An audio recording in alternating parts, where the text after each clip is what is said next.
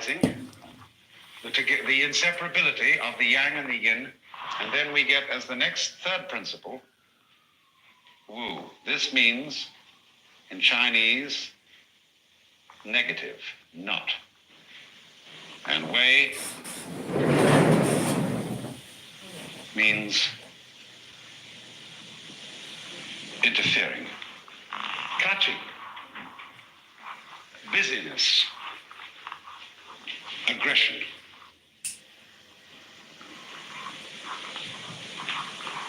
So the principle whereby a person may come into accord with the course of nature is by wu wei, not clutching. It's sometimes translated not doing, but in English that is misleading. It's sometimes the right translation, but wu wei means...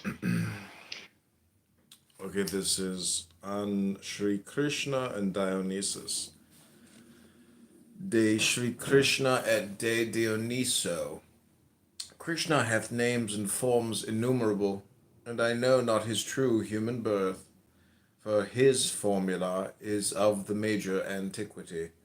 But his word hath spread into many lands, and we know it today as Inri, I-N-R-I, with the secret I-A-O concealed therein. And the meaning of this word is the way of the working of nature in her changes. That is, it is the formula of magic whereby all things reproduce and recreate themselves.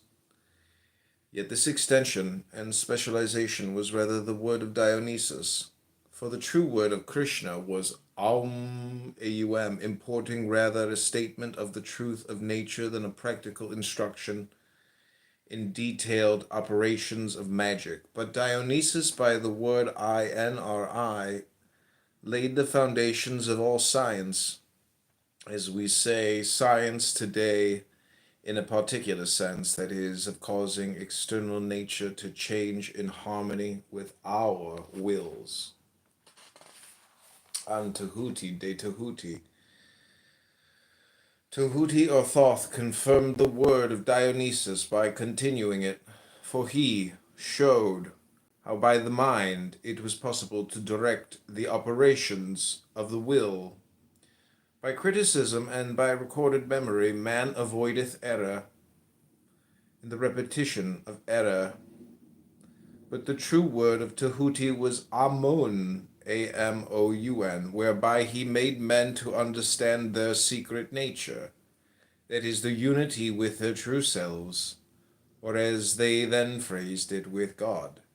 And he discovered unto them the way of this attainment and its relation with the formula of Inri, I-N-R-I. Also by his mystery of number, he made plain the path for his successor to declare the nature of the whole universe, in its form and in its structure, as it were an analysis thereof, doing for matter what the Buddha was decreed to do for mind.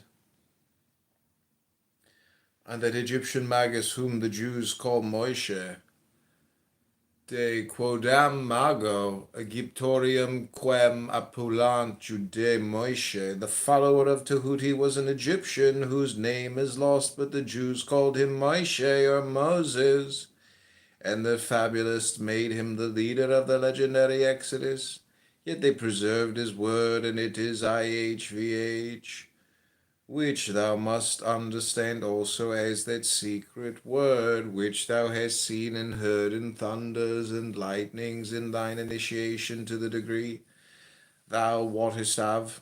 But this word is itself a plan of the fabric of the universe, and upon it hath been elaborated the holy Kabbalah, whereby we have knowledge of the natures of all things, soever upon every plane of by-coming, and of the forces and tendencies and operations, with the keys to the portals. Nor did he leave any part of his work unfinished, unless it be that accomplished 300 years ago by Sir Edward Kelly, of whom also I come, as thou knowest. Not acting against the grain of nature, acting in accordance with it. And the best possible example of Wu Wei is the art of sailing. You see, it's much more intelligent to put up